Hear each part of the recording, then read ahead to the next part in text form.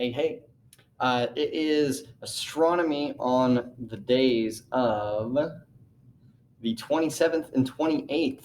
This means you're at home for the day and you are just starting on a slightly different activity. In person, we'll be doing something with a gravitational well, talking about orbital mechanics. But at home, we're learning about the effects of orbital mechanics on the Earth specifically in something known as the Milankovitch cycles. Keep in mind that you will be finishing this lab on Friday, so you're going to have some more time to check this out. So really, like the goal of this unit is to understand what's going on with all of these different planets out there and what are the different factors that can impact them. The end term goal being, can you look at data and know what it's like on that planet? So don't rush through this. Take some time to really process what you're looking at. I would say that this lab is relatively easy in that sense, where you can just go through and be like, oh, there's all my answers. But I want you to really process the hows and the whys, and to, when you find that answer, like look at the simulation and think why. So that's my recommendation for how we move forward. But without further ado, let's get into it. First of all, there's this first portion here dealing with the procedure and going up to this table. It just requires you to read about Milankovitch. Who is this dude, and what were his goals? That'll go through to tell us what terms such as eccentricity or obliquity or precession mean, some of which might seem a little familiar. But that tab looks like this, and it's relatively short. I just want you guys to take a minute, pause the video, and go read through that article, and we'll pick up when you get back. And we're back. If you have not completed questions 1 and 2, dealing with the definitions of these different things and who Milankovitch is, then you'll want to make sure you pause and finish that up. But we're going to go ahead and move on to part 3. The link right here is it's an actual simulator, but I know some of us have trouble running the different Flash stuff at home. So I'm going to be walking you step by step through the simulator, and you can just, take your time working your way through it and use the observations as the video shows. This is what the simulator looks like. The simulator shows the Earth in its position around the sun, with a slight, exaggeration in our perihelion and aphelion, meaning our closest and furthest approaches from the sun. But you'll notice there's a whole bunch of different settings down here that I can mess with. The ones that we're going to be focusing on are specifically those parameters below. Let me hide this. Orbital parameters, eccentricity, precession, tilt, and then the Vostok ice core is something we're going to be checking out. I can change those 3 factors that you just learned about. Right now, we've got a relatively stable Earth. It's just orbiting with no changes in its orbital motion. But if I click on these, it'll show me how that might affect the Earth over time. Specifically, there's this chart on the right side. It talks about temperature, the change in average global temperatures from negative, like 10 down here, all the way up to like positive 5 degrees Celsius. And it can show us how that temperature will change through time. This is all based on pretty solid data that we've taken from the Earth as we've observed it over time, just watching, how those different factors such as our orbital stretch, our eccentricity, and how we orbit the sun, how that changes, how the Earth's swinging around on its axis, the precession has affected temperatures, and then how variations in our tilt have, how we might go from 23 to 24 to maybe 22 or so on. We're going to be comparing a lot of this to the Vostok ice core. This is actual data pulled from the ground, pulled from ice cores, showing us 400,000 years of atmospheric chemistry. And this atmospheric chemistry will reveal to us what were the temperatures back in the day. And you can see from this green line how that fluctuates. So without further ado, let's get straight into it. We have number 4. It wants us to change this to top view. We're going to change it to top view, and then we're going to turn on eccentricity. Take a moment to read through the questions before I show you these things, or feel free to pause the video to jump back and forth. When we click on eccentricity, it's going to show us how eccentricity has changed over time. Click on the time slider arrow on the graph and drag the cursor up and down to see how Earth's orbit has changed over time. what does this change in the simulator? So here you're going to be taking in some visual cues. What do you notice?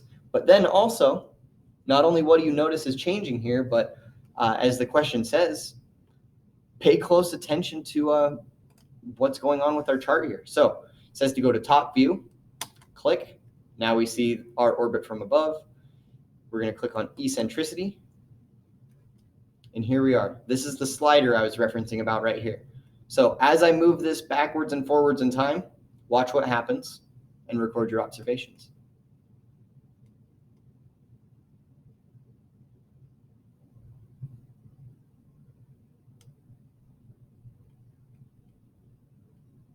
Do it a little quicker, make that more obvious.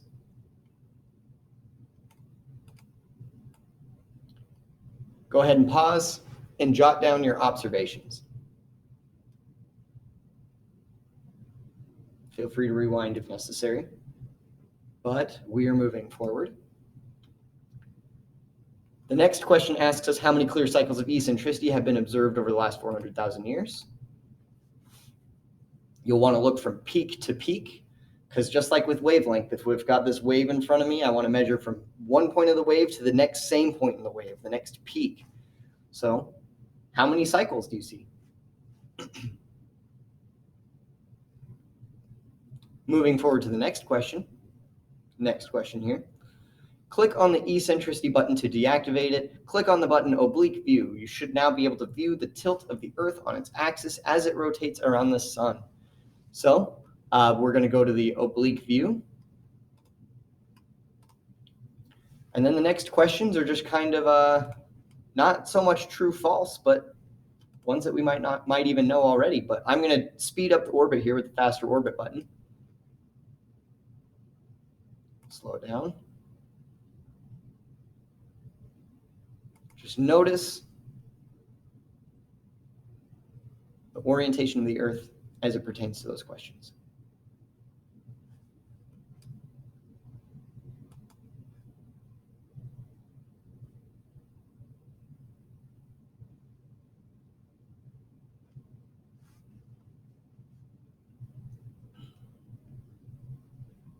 Pause if you need some time to respond to those questions. Those questions do ask you to highlight information, so make sure that you do that. Moving forward, now we're talking about the Vostok ice core. The Vostok ice core was drilled in Russia, went over 3.5 kilometers into the ground, and it captured ancient atmosphere. And with that ancient atmosphere, we can, think about, well, compositionally, how did this vary? If the composition was different, how would that have affected things like breathability or temperature? And so we can look here, and I'm just going to display the Vostok ice core, and it's going to be up to you guys to read through this next little bit and answer these questions. Pause it on that display right here, and go ahead and answer those questions. Moving forward, hopefully you've paused and answered questions, what would it be? Questions 6A and 6B. And now we're going to move on to 6C. Click on the eccentricity box in the bottom of the screen, and that's going to overlay a purple line. So it's important for you to understand right now what is on display. This green line represents actual temperatures. These are the recorded historical temperatures that we have gathered from the ice core. This is what temperature it actually was.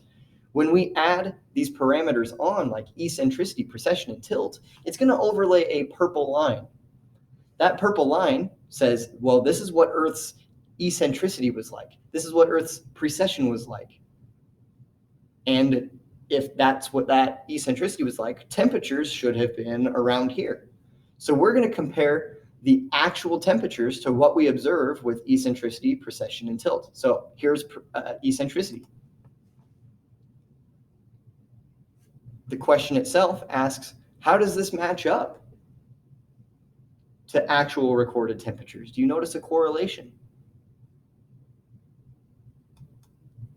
Remember, with that, we are working on part C here. We're using eccentricity to compare how does eccentricity, or does eccentricity really seem to have affected temperatures? Is there a relationship between Earth's temperatures and the eccentricity? The next question, moving forward, asks about precession, I believe. Yes, it asks about precession. So I'm going to unclick eccentricity, and now let's look at the precession line. Make your observations and answer the question. Now that you have answered question 6E, dealing with precession, now we're going to move on to tilt. We're moving on to tilt. So I believe you just, maybe I said that wrong. You did 6D. We're moving on to 6E. Let's look at tilt. Unclick precession, and here's tilt.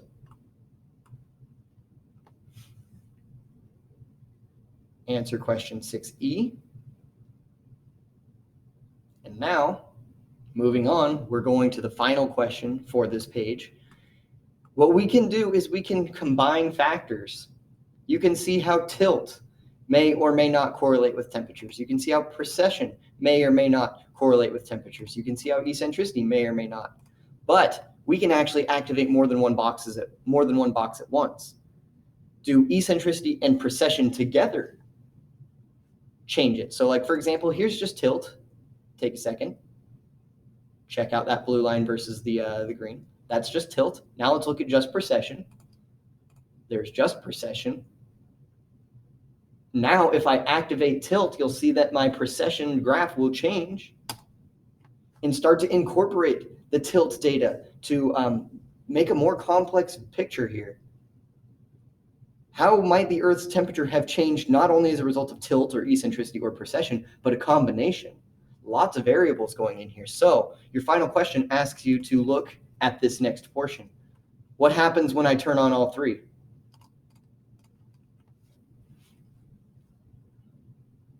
Go ahead and pause and answer your final portion of the question here.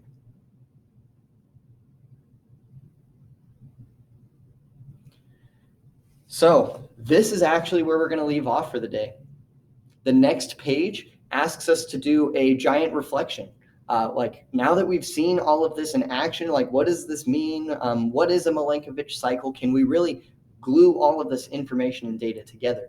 So this is the ending of the worksheet itself, but any extra time that you have right now, I would recommend getting a leg up on the Planetary portfolio or the Planetary Properties portfolio. You'll notice in the calendar, switching screens, in the calendar on Friday, we are all finishing our Milankovitch lab, but then we should be working on our Planetary Properties portfolio.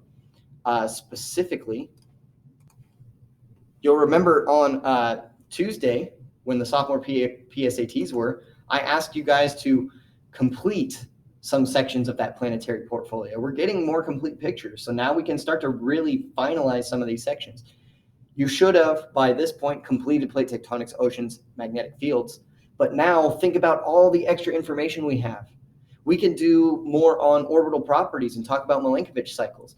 We can do more on meteorology because of what we talked about before. So we're finishing the Milankovitch lab, which we just did, or we made a huge progress on today. So we're going to finish the Milankovitch lab, and then we're going to work on the Planetary Properties portfolio.